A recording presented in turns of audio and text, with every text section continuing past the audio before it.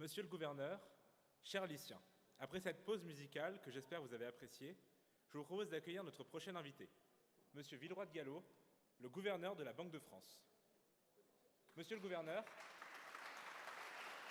je tiens à vous remercier chaleureusement d'avoir répondu présent à notre invitation.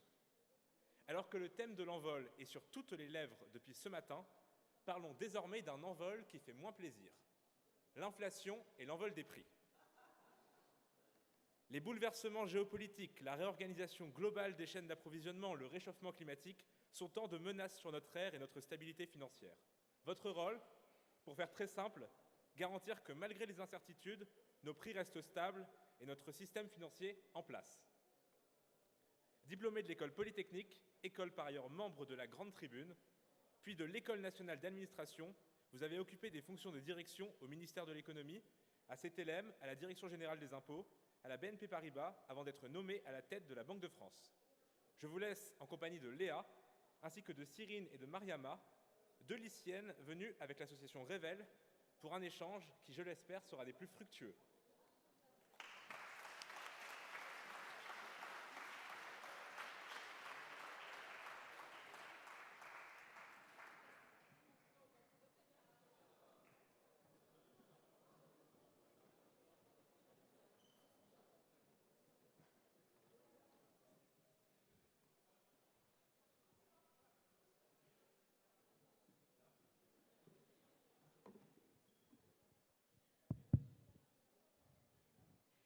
Bonjour. Monsieur le gouverneur, merci beaucoup d'être venu ici. Merci de m'avoir invité, mais on va y revenir. Je suis très heureux d'être là. Comme l'a dit Arthur, vous êtes en compagnie de Mariama, qui est en première année de fac de droit, Cyrine, qui est lycéenne, et elles font partie toutes les deux de l'association Révèle. Moi, je m'appelle Léa, je suis à l'ESSEC, et je vais laisser Cyrine vous présenter brièvement l'association. Alors, bonjour. Alors, Révèle, c'est une association qui accompagne les jeunes filles de banlieue dans leur développement personnel et professionnel. Donc, c'est un parcours de 5 jours dans lequel ils vont avoir des ateliers de confiance en soi, des journées en entreprise, etc. Voilà. Donc, pour commencer, nous allons vous parler de la Banque de France très généralement et de ses principales missions. Les trois missions principales de la Banque de France sont la stratégie monétaire, la stabilité financière et les services à l'économie et à la société. Pourriez-vous nous expliquer brièvement ces trois missions ? D'abord, je vous dis bonjour à tous. Comme je le disais, merci de m'avoir invité. Moi, je découvre comme vous ce lieu magnifique en plein Paris, que je ne connaissais pas. Et puis, je trouve formidable le projet de la Grande Tribune. La plupart d'entre vous êtes lycéens, je crois, et puis d'essayer de vous donner un peu de perspective sur un certain nombre d'études et de métiers. Alors, une fois que j'ai dit ça, je suis conscient que parler de la Banque de France après le chant d'opéra, ça peut paraître un peu difficile et un peu plus austère, mais on va essayer de faire ça de façon vivante et simple. Parce que comme Arthur le disait à l'instant, la mission de la Banque de France aujourd'hui, la mission numéro 1, elle est liée au souci numéro 1 de vos familles, de vous-même, de tous les Français, c'est l'inflation. Alors, pour vous illustrer un peu, la Banque de France aujourd'hui, c'est un peu plus de 9000 femmes et hommes qui sont pour une moitié à peu près à Paris et puis pour une moitié en province. Et nous sommes héritiers d'une institution très importante de notre pays parce qu'elle a été créée il y a un peu plus de 2 siècles, exactement en 1800, par Bonaparte, qui n'était pas encore l'empereur Napoléon, Bonaparte, premier consul, quand il veut remettre de l'ordre en France, après les progrès et aussi les désordres de la Révolution, il crée la Banque de France avec 2 missions, et au fond, on a les 2 mêmes aujourd'hui. La première, c'est d'avoir une bonne monnaie qui assure la stabilité des prix et qui assure la confiance. À l'époque, ça s'appelait le franc. Aujourd'hui, c'est l'euro. La mission de la Banque de France s'exerce dans le cadre de l'euro, mais c'est toujours l'idée d'avoir une bonne monnaie. Et puis, la deuxième mission, c'est le bon financement de l'économie. Alors, à l'époque, on ne disait pas l'économie, on disait l'agriculture et le commerce. Et ça consiste à créer des succursales dans tous les départements. J'imagine la plupart d'entre vous être de région parisienne, mais dans chaque département français, il y a une Banque de France, souvent un bel immeuble, qui datent du 19e siècle parfois, mais on essaye de se mettre dans des immeubles plus modernes. Et ça veut dire aussi, pour nous, surveiller les banques et les assurances et éviter les crises bancaires, dont malheureusement, on voit qu'elles surviennent périodiquement. Donc, la confiance dans la monnaie et puis le bon financement de l'économie. Préciser que dorénavant, ça se passe au sein de la zone euro. Alors, quelquefois, on nous dit, c'est peut-être une question que vous avez, pourquoi est-ce qu'il y a une Banque de France alors qu'il y a une Banque centrale européenne ? Il y a une Banque centrale européenne, effectivement, à Francfort. Voilà, on voit la photo, là. Elle est présidée par une Française, Christine Lagarde, dont vous avez peut-être entendu le nom. Moi, je travaille beaucoup avec Christine Lagarde. Je suis tous les mois à Francfort au sein de ce qu'on appelle le Conseil des gouverneurs. Mais la zone euro, elle fonctionne avec un système fédéral. Une banque centrale européenne à Francfort et 20 banques centrales nationales dans chacun des 20 pays de la zone euro. Et ça, je crois que ça nous permet d'être beaucoup plus près du terrain et ça marche bien. Peut-être dire une dernière chose sur les missions en lien avec l'actualité, c'est que je crois que les missions que nous avons correspondent aujourd'hui à un certain nombre de problèmes ou de priorités ou d'inquiétudes dans notre pays. C'est évidemment l'inflation. On y reviendra peut-être, comment on va faire pour vaincre l'inflation. On a commencé à faire baisser l'inflation, mais ça ne suffit pas. C'est aussi comment aider ceux qui souffrent le plus de l'inflation. La Banque de France est en charge, par exemple, de traiter le surendettement des familles, pour ceux pour qui c'est des difficultés, essaye d'aider au maximum les PME, parce que je suis obligé de dire que l'inflation frappe malheureusement plus les petits que les gros, comme souvent les incertitudes et les problèmes. Voilà. Donc on essaye d'être au plus présent aux côtés des plus défavorisés sur le terrain. Et peut-être une réflexion un peu plus large, j'ai parlé de la confiance dans la monnaie. Je crois que ce dont notre cher pays manque le plus aujourd'hui, c'est de confiance. Bon, l'inflation, ça introduit des doutes. Combien vont coûter les choses? Est-ce que mes 50 € aujourd'hui vaudront la même chose dans 2 ans? Ça, c'est une confiance, si j'ose dire, économique dans la monnaie. Mais je crois que plus gravement que ça, une maladie de notre pays aujourd'hui, c'est qu'on a un peu perdu confiance en nous-mêmes et en l'avenir. On a tendance à considérer que c'était mieux avant, que ça va aller de pire en pire. Je crois que ce n'est pas vrai du tout, que notre pays a beaucoup d'atouts notamment avec votre génération, parce que c'est vous qui allez faire notre pays demain, mais de temps en temps, notre rôle, c'est de le dire. On s'occupe des problèmes de demain, on dit ce qu'on croit souhaitable. Pour vous citer un dernier exemple sur la confiance dans l'avenir, il y a évidemment la grande question du climat. C'est une menace qui fait peur, qui inquiète, mais nous sommes très actifs ces dernières années pour faciliter la transition écologique et énergétique. On reviendra peut-être sur comment. Voilà, je ne veux pas être trop long, mais c'est une institution de confiance au service de tous les Français et des Européens. Justement, on va pouvoir revenir sur ce que vous avez dit, à la fois sur l'inflation et sur la Banque centrale européenne. Donc, pour donner quelques chiffres, depuis janvier 2023, le prix des produits alimentaires a augmenté en France de 13,5%, donc ce qui nuit considérablement à la qualité de vie des Français. Et donc, la question serait de savoir comment est-ce que la Banque de France peut agir par rapport à ça, et notamment au vu de sa dépendance des politiques de la Banque centrale européenne. Comment est-ce que la Banque de France peut se positionner entre ses propres politiques qu'elle aimerait mettre en place et les politiques de la Banque centrale européenne? Alors, je réagis un peu sur la dernière phrase de Léa. On n'est pas dépendant de la Banque centrale européenne ou de ses politiques, on est co-auteur des politiques de la Banque centrale européenne. Pour vous raconter concrètement comment ça se passe, quand je vais à Francfort, alors c'est la grande tour que vous voyez, au 41e étage, il y a une salle qui n'est pas tout à fait aussi belle que celle-ci parce qu'elle est plus moderne, mais il y a une grande table ronde et on est 26 autour de la table et on discute sur la situation économique, sur les prix trop élevés, etc. et comment on va traiter ça. Et on décide. Et on décide ensemble. Donc ça, je crois que c'est une grande force des mécanismes qui ont été mis en place avec l'euro. Je rappelle juste l'euro, vous n'avez connu que l'euro. L'euro, il est arrivé sous forme de pièces et de billets il y a un peu plus de 20 ans, le 1er janvier 2002. Avant, on avait le franc. Et je crois que l'euro, les Français, les Allemands, tous les Européens, ils sont formidablement attachés aujourd'hui. Donc nous, on est cet attachement des citoyens dans l'euro. Alors, comment est-ce qu'on peut faire face à l'inflation ? D'abord, rappeler que l'inflation, c'est un problème assez nouveau. Jusqu'à il y a un peu moins de 2 ans, jusqu'à l'été 2021, on avait le problème contraire, c'est-à-dire que l'inflation était trop basse. Alors, vous me permettez une image pour expliquer ça. Je crois que l'inflation, c'est la bonne température d'équilibre de l'économie. Nous pensons que la bonne inflation, c'est 2% par an, à peu près. Comme 37 degrés, c'est la bonne température du corps. Quand l'inflation est en dessous de 2%, c'est comme que si on avait 36 degrés de température, on a une économie un peu anémiée, etc. Il faut la stimuler. Et c'est ce qu'on a dû faire jusqu'en 2021.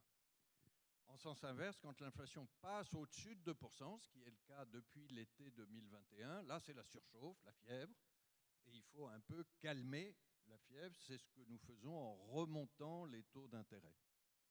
Alors, pourquoi est-ce que depuis 2 ans, on est passé d'un état un peu d'anémie à un état de fièvre ou de surchauffe ? Il y a eu 2 grands épisodes. Le premier, c'est qu'en sortie de Covid, en 2021, il y a eu une reprise extrêmement forte. Et tout à coup, tout le monde a voulu acheter de l'énergie, des matières premières, des produits agricoles, etc. Et là, les prix du pétrole, par exemple, se sont envolés. Alors ça, c'est jamais bon pour l'inflation, parce que ensuite, ça se répercute sur tous les prix dans l'économie. Et puis au moment où on pensait que ça allait se calmer, début 2022, on était assez optimiste sur le fait que c'était temporaire, que ça allait passer. Il y a eu un deuxième choc, c'est malheureusement l'invasion russe en Ukraine. Alors ça, c'est un drame politique, c'est un drame humain, évidemment, pour les Ukrainiens, mais c'est aussi un drame économique, parce que l'Ukraine est un gros producteur de blé, la Russie est un gros producteur de pétrole et de gaz, et donc deuxième choc sur le prix des matières premières, de l'énergie ou des céréales. Et donc l'inflation, elle est partie comme ça. Et puis ensuite, elle s'est diffusée dans le reste de l'économie. Alors, cette inflation initiale, que les spécialistes appellent une inflation extérieure, un choc de matières premières, celle-là, elle est en train de se dissiper progressivement, très progressivement.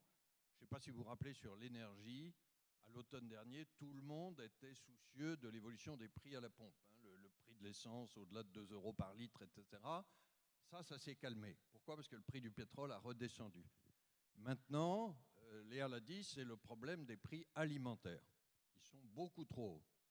Mais ça devrait se calmer d'ici la fin de l'année, parce que même chose, le prix des matières premières agricoles, le blé, les grandes céréales, etc., a commencé à baisser. Donc il faut que ça se répercute dans le prix du caddie qu'on remplit à l'hypermarché.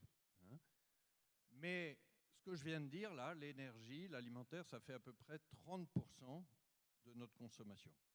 Il reste 70% sur lequel on voit aussi de l'inflation. Alors ça, on en parle beaucoup moins, mais j'insiste un peu sur les 70% parce que c'est ça notre inquiétude. C'est des services, les loyers qu'on paye, l'hôtellerie, restauration, les voyages qu'on fait, on consomme énormément de services. Et puis, c'est les biens industriels qu'on achète, ça peut être l'automobile, l'électroménager, tout ce que vous voulez. Ces 70%-là, aussi, les prix augmentent trop. Mais là, heureusement, c'est la Banque centrale qui a le remède pour traiter la maladie de l'inflation. Et quand on monte les taux d'intérêt, on sait que dans un délai de 2 ans, on va ramener l'inflation vers 2%, qui est la bonne température. Donc aujourd'hui, l'inflation en moyenne en France, elle est autour de 6. Elle a commencé à baisser un peu, mais 6, c'est encore beaucoup trop. Notre prévision, et je vais le dire ce matin, c'est même notre engagement, c'est qu'on va ramener ces 6% vers 2% d'ici 2 ans, d'ici 2025. Et on a le remède pour ça, c'est de remonter les taux d'intérêt au bon niveau. Voilà, j'ai essayé de ne pas trop simplifier, mais en même temps de ne pas être trop long. Merci beaucoup. Donc à présent, nous allons passer à une seconde partie où Mariama et Cyrine vont vous poser des questions sur vous, plus simplement, et sur votre rôle.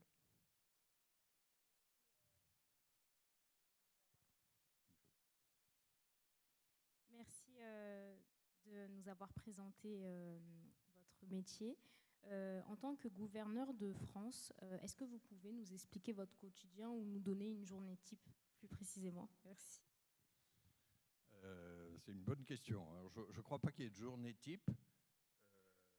Là, aujourd'hui, je suis avec vous et malheureusement, ce n'est pas le cas tous les jours. Bon, donc, mais au fond, je dois répartir mon temps entre mon bureau à Paris, c'est le siège de la Banque de France, parce que c'est aussi voilà, une entreprise à gérer. Hein. J'ai dit un peu plus de 9000 hommes et femmes. On a beaucoup de décisions à prendre, on a des investissements dans l'informatique. On recrute énormément. Je le dis au passage, si certaines et certains d'entre vous sont tentés un jour de nous rejoindre, je leur promets qu'ils ne s'ennuieront jamais et que la carrière à la Banque de France, au service des Français, ça peut prendre des formes très diverses, mais pour nous, les recrutements, c'est très important. Donc vous serez toujours très bienvenus parce qu'on recrute des centaines de jeunes chaque année. Ça, c'est la partie à Paris. J'essaye d'aller beaucoup en région, sur le terrain, de rencontrer les dirigeants de PME, les hommes et les femmes de la Banque de France, des travailleurs sociaux souvent. J'étais par exemple la semaine dernière à Dijon, et devant un amphi qui était un peu moins beau qu'ici, mais dans une école de commerce, on a fait ce qu'on appelle les rencontres de la politique monétaire. Donc c'était avec des jeunes de votre âge ou un peu plus âgés. On a essayé d'expliquer l'inflation, les taux d'intérêt. Voilà, on est rentré un peu plus dans le détail. On fait un métier peut-être qui est ressenti comme compliqué. Je ne sais pas s'il l'est tant que ça, mais en tout cas, notre premier devoir, c'est de l'expliquer de façon simple. Parce que si on fait ces histoires de taux d'intérêt, de surveillance financière et tout, ce n'est pas pour le plaisir de la technique. C'est pour obtenir des résultats concrets dans ce qui est votre première préoccupation aujourd'hui ou celle de vos familles, c'est-à-dire l'inflation. Donc c'est ça qu'on a essayé d'expliquer. Je passe beaucoup de temps en province avec les Français, en particulier les jeunes, là-dessus. Et puis, voilà, je décris plutôt une semaine type hein, qu'une journée type, si Mariama veut bien, mais j'ai pas mal de réunions à l'étranger. J'ai parlé de Francfort. J'étais début mai au Japon. Au Japon, c'est ce qu'on appelle le G7, parce que les 7 premières économies se réunissent et on se parle beaucoup. C'est très important de se parler dans ces temps de grande incertitude économique. Chacun dit, ben voilà les questions que je me pose. L'inflation, la plupart des pays du G7 ont ce problème. Voilà les remèdes que j'envisage. Qu'est-ce que vous en pensez? On n'est pas toujours d'accord, mais ça fait partie de la confiance. Et moi, j'apprécie beaucoup ces discussions en vérité qu'on a à l'échelle internationale. Voilà. Globalement, ça fait des journées bien remplies, mais je ne le dis pas pour vous faire plaisir. Je considère que les rencontres avec l'avenir du pays que vous êtes, ça, c'est une des dimensions les plus importantes de mon job. Très bien, merci beaucoup pour votre réponse. Alors, ce sera notre dernière question. Quel conseil pourriez-vous donner à des lycéens qui souhaitent s'orienter vers le secteur public? C'est aussi une belle question. Bon, j'ai d'abord envie de vous dire quelque chose de général pour tous ceux, quelles que soient les études que vous choisirez et le métier que vous choisirez. Bon, je vous souhaite évidemment de réussir dans vos études, mais je vais vous souhaiter un peu plus que ça, je vais vous souhaiter de trouver votre vocation. Alors le mot vocation, c'est un beau mot, quelquefois on l'emploie dans un sens un peu étroit, il y a des vocations artistiques, c'est magnifique, il y a des vocations religieuses, bon, mais je crois que la vocation, c'est beaucoup plus large que ça. Je crois que ça vient du latin, je ne suis pas un grand latiniste, mais vocare, appeler. À quoi on est appelé pour servir les autres et pour être heureux soi. Ce n'est pas toujours facile de trouver, hein, et puis il peut y avoir des vocations qui changent. Vous commencez par quelque chose et puis vous changez. Mais alors je vais vous dire une conviction, je dois être un des plus âgés ici, vous êtes tous appelés à apporter quelque chose d'unique aux autres et à notre pays. Mon plus grand espoir pour la France, c'est vous. Et ne doutez jamais de ça. Vous ferez des études peut-être considérées comme plus ou moins prestigieuses, plus ou moins difficiles. Là où vous serez, vous allez rendre un service aux autres. Donc c'est ça le premier conseil que je donne, c'est Dites-vous quelle est votre vocation. Et puis, il y a d'autres qui peuvent vous aider à la discerner, à la discuter, etc. Alors, sur le service public, je considère que c'est une vocation magnifique. Dans ma vie professionnelle, j'ai passé un peu plus de 2/3 de mon temps dans le service public. J'ai passé un petit tiers en entreprise, et je trouve que ça peut être très utile aussi. Mais le service public, c'est vraiment l'intérêt général. C'est-à-dire qu'on rend un service à la collectivité dans son ensemble. Quand les hommes et les femmes de la Banque de France se battent contre l'inflation, vraiment, ils répondent à une attente de tout le monde. Quand ils se battent contre le surendettement, ils essayent que les plus modestes aussi puissent avoir accès au crédit, et ce n'est pas toujours facile. Quand vous êtes dans une banque, c'est très bien. Mais vous vous battez d'abord pour les clients de votre banque, c'est une partie des Français, et puis pour les résultats de votre banque. C'est bien d'avoir des banques qui soient efficaces. Mais quand vous êtes dans le service public, vous vous battez pour tous. Tous les matins, quand vous vous levez, vous savez à quoi vous servez pour l'intérêt général. Et donc, voilà, ça peut être une très belle vocation. Je ne sais pas si j'ai des conseils à donner. Je précise que le public maintenant recrute en général de 2 manières. Il y a des concours, ce qui est une forme qui reste assez spécifique au service public. Quand vous entrez en entreprise, il n'y a pas de concours. Mais depuis la Révolution française, le concours, c'est le mode d'accès privilégié au service public. Il y a des concours à tout niveau qu'on peut préparer par tout type de formation, en gros entre Bac plus 2 et Bac plus X. Bon. Donc ça, vous pouvez regarder. Il y a des concours à la Banque de France, il y en a des tas d'autres. La chose que je vous promets, si vous choisissez cette voie, à la Banque de France ou dans d'autres services publics, c'est je pense que vous ne vous demanderez jamais à quoi vous servez, parce que ça sera évident. Il y a ceux qui se battent, on est à la Maison des Océans, là, il y a ceux qui se battent pour la protection des océans, il y a ceux qui se battent pour la solidarité, il y a ceux qui se battent contre la maladie dans la santé, il y a ceux qui se battent pour l'ordre public dans la sécurité. Voilà, nous, on se bat pour la confiance dans l'économie. Tout ça, c'est formidablement utile. Et je crois que je peux vous promettre aussi que vous vous ennuierez jamais, parce qu'il y a une grande diversité des carrières. Maintenant, votre génération porte quelque chose que ma génération portait moins. Donc là, c'est peut-être un conseil que je reçois de vous. C'est qu'en général, vous êtes beaucoup plus mobile, vous êtes plus ouvert sur l'international, vous êtes évidemment plus ouvert sur les technologies du digital. Voilà, pour le dire en un mot, vous nous secouez un peu. Et c'est bien qu'on soit secoué un peu. Nous, on a encore les manettes, mais c'est vous qui les aurez demain. Et moi, quand je suis à la Banque de France, j'essaie d'écouter beaucoup les plus jeunes qu'on a recrutés pour secouer le cocotier. Alors peut-être un dernier conseil, il vaut pour ceux qui seront dans le service public et pour les autres. Je dis toujours, quand vous serez dans votre premier emploi, là, dans quelques années, attendez peut-être quelques jours avant de secouer le cocotier trop fort, quoi. C'est-à-dire, si vous allez voir votre chef le lendemain de votre recrutement et que vous dites quand même, chef, j'ai regardé, il y a plein de choses que vous devriez faire autrement. Je serai vous, je ne dirigerai pas comme ça va l'agacer un peu. Mais soyez légitime, installez-vous dans votre job avec votre compétence technique, mais perdez pas cette capacité d'innovation, de poil à gratter, etc. La France a besoin que vous la mettiez un peu en mouvement et que vous la transformiez. Voilà, je dis des choses un peu dans le désordre, mais c'est vous qui y trouverez. Et alors, la deuxième façon de recruter, à part les concours, c'est laquelle? Pardon, alors comme j'étais parti sur secouer le chef, mais pas le secouer trop fort le premier jour, la deuxième façon, c'est les contrats. C'est-à-dire, alors ça se passe comme en entreprise, il y a des offres de poste qui arrivent, il y a des entretiens de recrutement. C'était assez rare dans le service public jusqu'à il y a quelques années, mais comme souvent c'est une attente de votre génération, il y a ceux qui sont séduits par les concours, on acquiert un statut public, on vise une carrière longue à la Banque de France ou ailleurs, et ça reste une très belle perspective. Puis il y a ceux qui sont intéressés par un poste en particulier à l'entrée. Alors ça, c'est sur un contrat, on cherche à recruter un informaticien, un économiste, quelqu'un sur le terrain qui va se mettre au service des surendettés. Enfin, il y a plein de jobs. Quelqu'un qui va s'occuper du climat.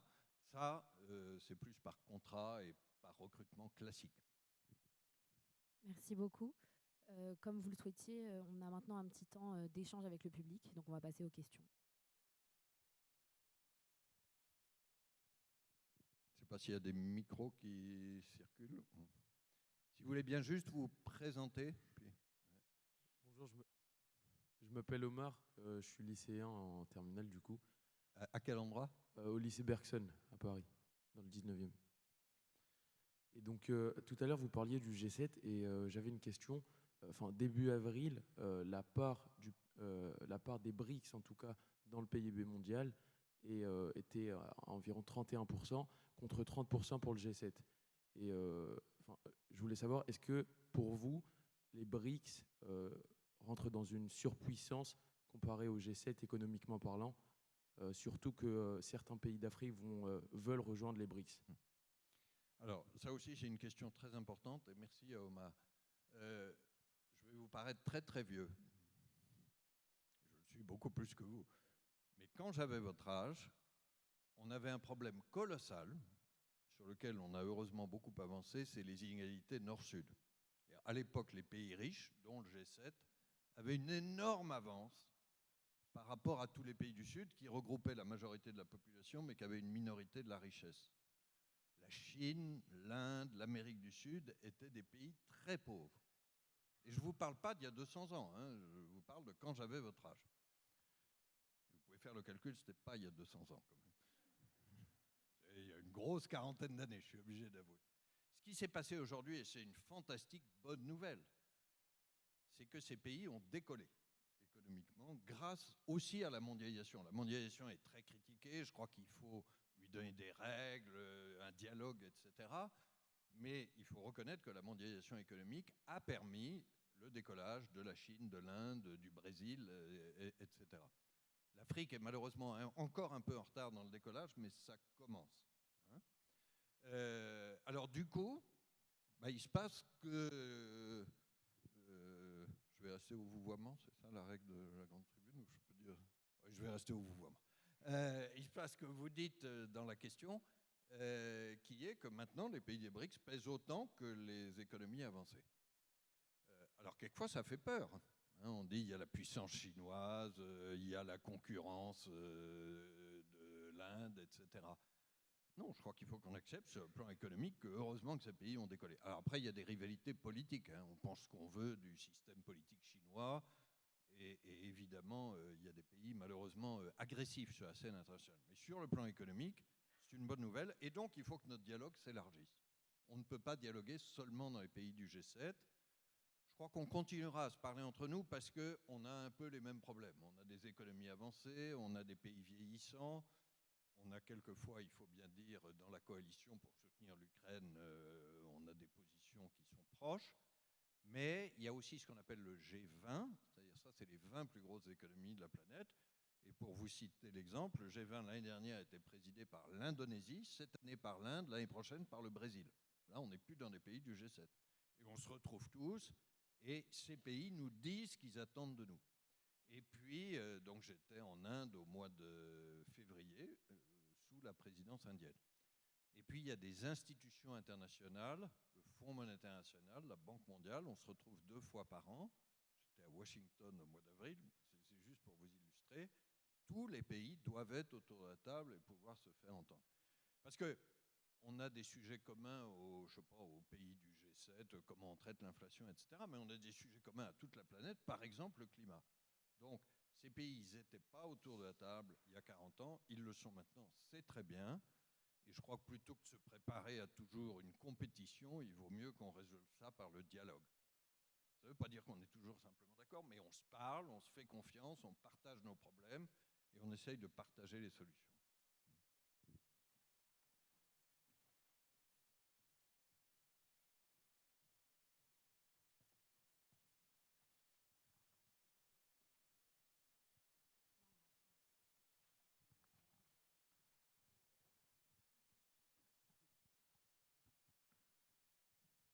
Allô.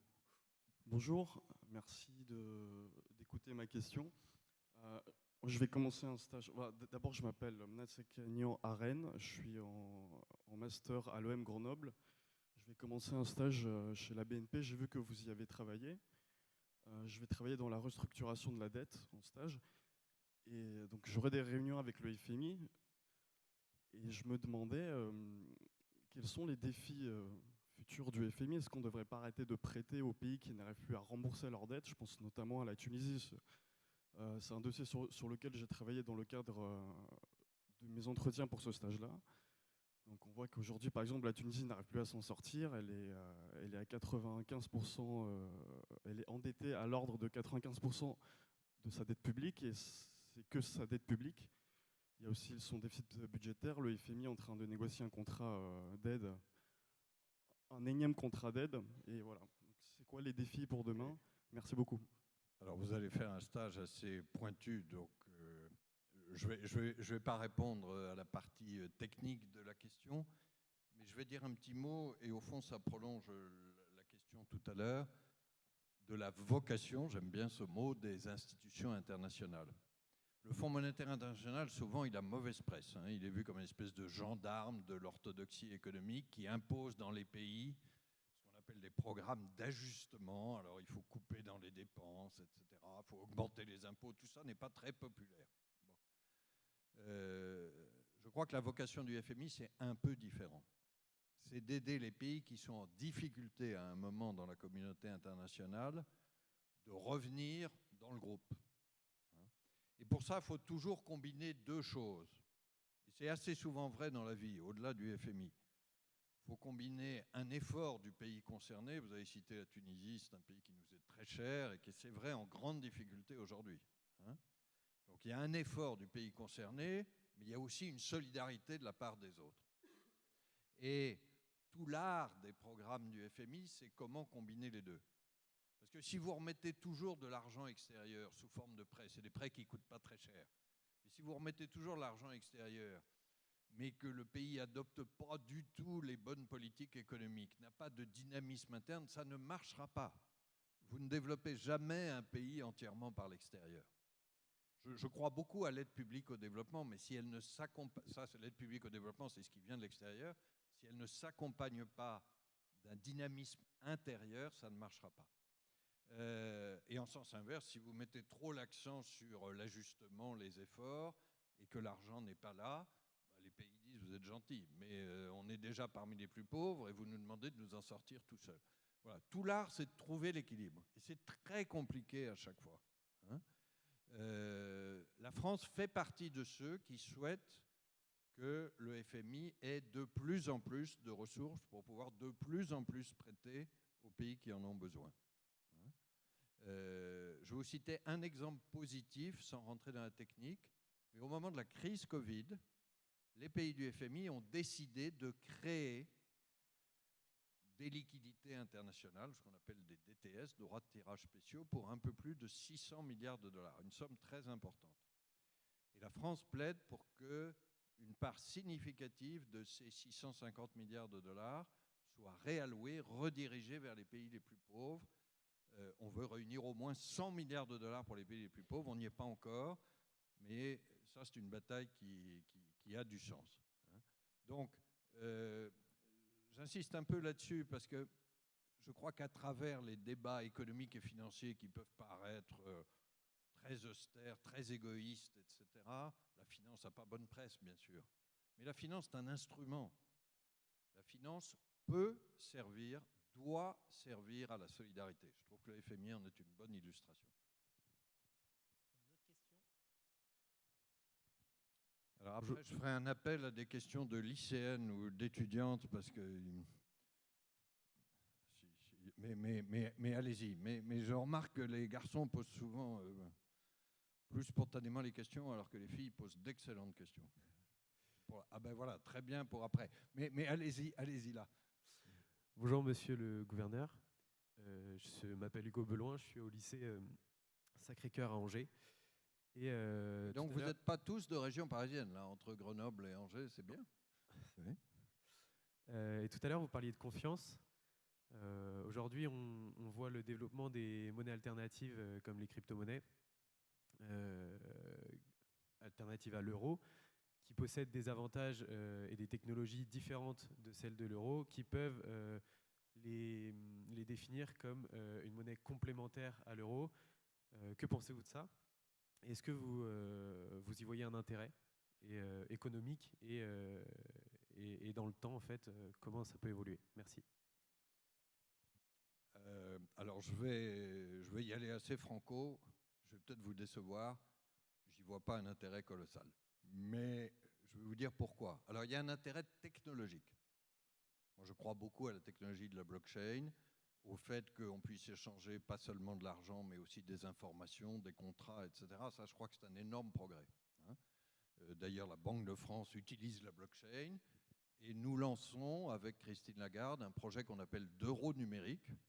C'est-à-dire que vous ayez de la monnaie de la Banque centrale, non seulement sous forme de billets de banque, le papier c'est bien, à l'époque de Bonaparte c'était un grand progrès le billet de banque, mais aussi sous forme digitale, numérique, et qu'on y associe des paiements conditionnels si vous voulez les programmer. Enfin, on peut faire plein de choses avec un euro numérique, donc je crois à la technologie, et ça, tous ceux qui ont développé le Bitcoin et autres, ils ont eu ce mérite, c'est de faire avancer l'innovation technologique. Pourquoi je suis un peu sceptique sur le reste ? D'abord, je ne crois pas que ce soit des crypto-monnaies. Nous, on parle plutôt de crypto-actifs. Les caractéristiques d'une monnaie, au fond, on peut remonter à l'Antiquité. Il y a Aristote qui avait déjà décrit les propriétés d'une monnaie, mais moi je vais dire ça plus simplement. En général, les caractéristiques d'une monnaie, c'est que sa valeur est à peu près stable. Il y a quelqu'un qui est responsable de la valeur de la monnaie. Si l'euro se cassait la figure, vous avez le droit de me critiquer très fort, c'est moi qui suis en charge, avec Christine Lagarde et les autres. Personne n'est responsable de la valeur du Bitcoin. Il monte, il baisse, etc. C'est incroyablement volatile. Et deuxième caractéristique d'une monnaie, c'est qu'elle est acceptée partout comme moyen de paiement.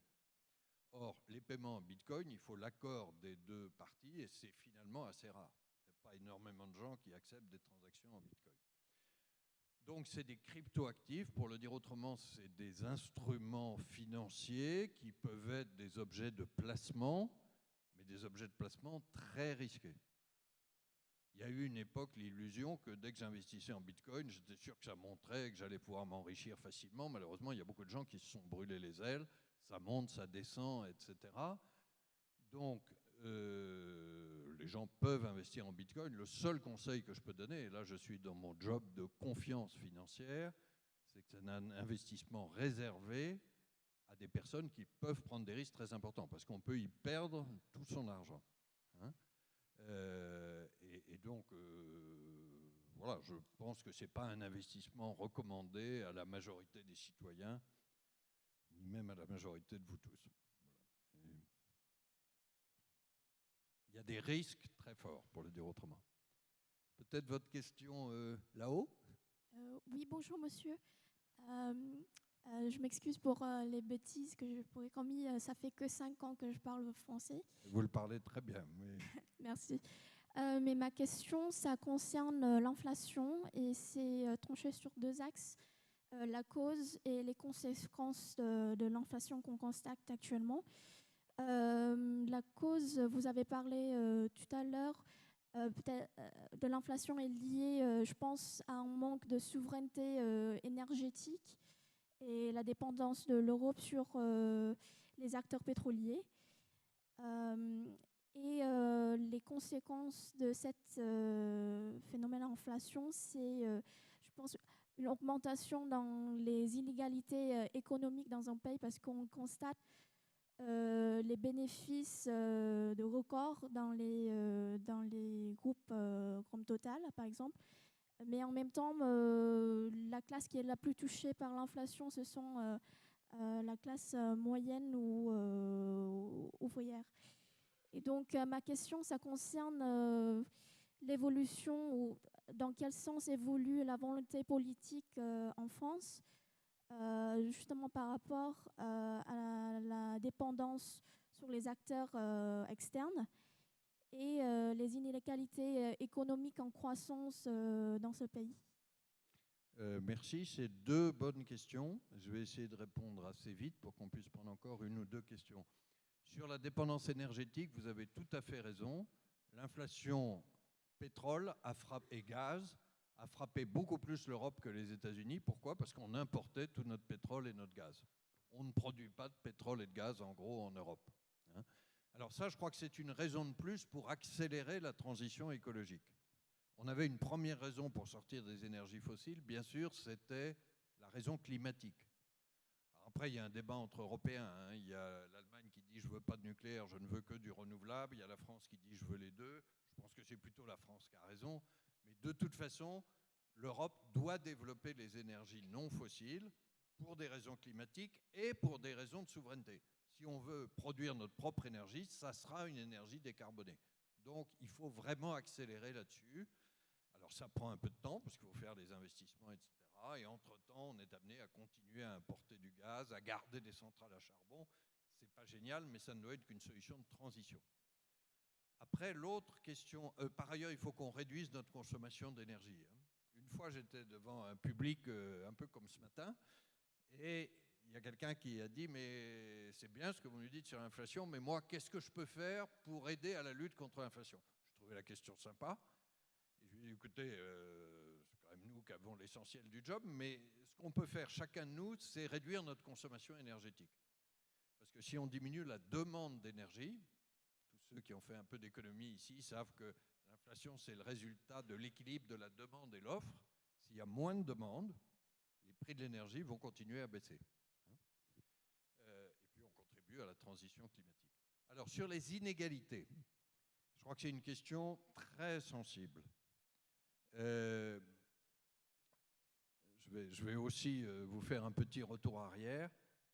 Il y a 30 ans, un peu plus, j'étais jeune conseiller au ministère des Finances auprès du ministre des Finances de l'époque qui s'appelait Pierre Bérégovoy. Je ne sais pas si ce nom vous dit encore quelque chose.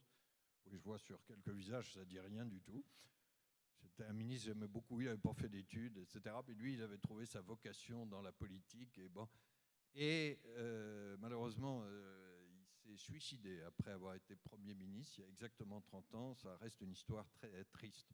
Mais c'est un des ministres des Finances qui s'est engagé pour lutter contre l'inflation. Parce que la précédente grande vague d'inflation, c'était les années 70-80. Et c'était un homme de gauche, convaincu, et il luttait contre l'inflation parce qu'il disait que l'inflation, c'est d'abord un impôt sur les pauvres. J'y ai fait allusion tout à l'heure, hein, j'ai dit que ça frappait d'abord les plus petits. Comme à peu près tout ce qui est incertitude, problème, perturbation, je ne suis pas là pour taper sur les grandes entreprises ou sur les revenus les plus élevés, mais quand on est éduqué, qu'on a des moyens et tout, on trouve toujours à s'en sortir, ne serait-ce que parce qu'on est bien conseillé. Hein. C'est beaucoup plus difficile, souvent pour ceux qui ne savent pas. Hein. Et donc, pour moi, c'est une des raisons, c'est pas la seule, hein, mais c'est une des raisons très fortes pour vaincre la maladie de l'inflation assez vite, dans les 2 ans. Hein. Je vous ai dit 6% aujourd'hui, autour de 2% en 2025. Alors, heureusement, en France, je pense que cet effet d'inégalité est un peu moins fort qu'ailleurs. Il y a eu un certain nombre d'aides au début quand les prix de l'énergie s'envolaient. Vous vous souvenez, on a parlé du bouclier tarifaire ou du bouclier énergétique. Et c'est des aides, je crois, qu'il va falloir les diminuer progressivement parce qu'elles coûtent cher, mais en les ciblant sur ceux qui en ont le plus besoin. Et surtout en France, nous avons l'indexation du SMIC, donc les salaires les plus bas sont ceux qui sont indexés contre l'inflation, et les salaires les plus hauts ont paradoxalement été moins bien protégés. Hein. Et puis les minima sociaux, le RSA, les petites retraites, etc., les diverses allocations ont été à peu près indexés sur l'inflation. Donc, l'effet inégalité a joué moins fortement, je crois, en France qu'ailleurs. Le pouvoir d'achat a d'ailleurs mieux résisté en France qu'ailleurs. Mais pour autant, la meilleure solution à votre question, c'est de vaincre l'inflation, parce que c'est un impôt sur tout le monde, c'est un impôt assez injuste en fait, et puis c'est un impôt totalement opaque. Personne ne sait comment il fonctionne. L'impôt, c'est jamais agréable, mais ça doit être voté dans une démocratie. Il y a des textes, il y a des choix. Là, ça se passe dans des conditions assez injustes. Donc, il faut qu'on tue cette maladie. Et le plus tôt on s'y prend, c'est pour ça qu'on a remonté les taux d'intérêt vite depuis 1 an, le plus tôt on s'y prend, le mieux, le moins le remède sera douloureux. Si on attend trop et que la maladie s'installe, il faudrait terminer par un remède de cheval, ça c'est beaucoup plus douloureux.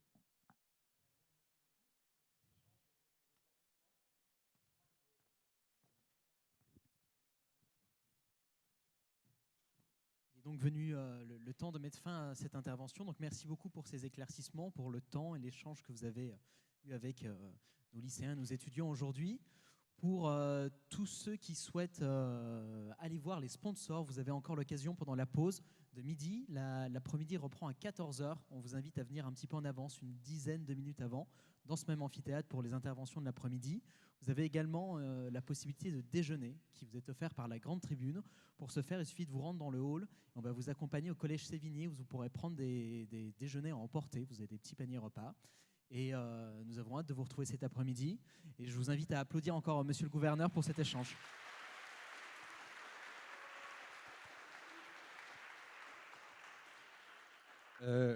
Merci encore de m'avoir invité. Je vais vous souhaiter un très bon déjeuner. Et surtout, je vais vous redire une chose. Ayez confiance dans l'avenir de la France. Soyez fiers d'être Français. Aujourd'hui, on a tellement de doutes sur nous-mêmes. Si vous vous retournez, vous verrez la même chose que moi. C'est une mer qui est un peu agitée et c'est quand même une barque qui avance. Je vais oublier le pêcheur qui est en train de tirer parce que ça, c'est un peu daté. Hein, voilà. N'ayez pas trop peur de prendre la haute mer. Je crois que notre pays a un peu trop peur et n'a pas assez confiance dans ses propres capacités. Je vous souhaite une très belle traversée et je crois qu'elle sera belle grâce à votre engagement à tous.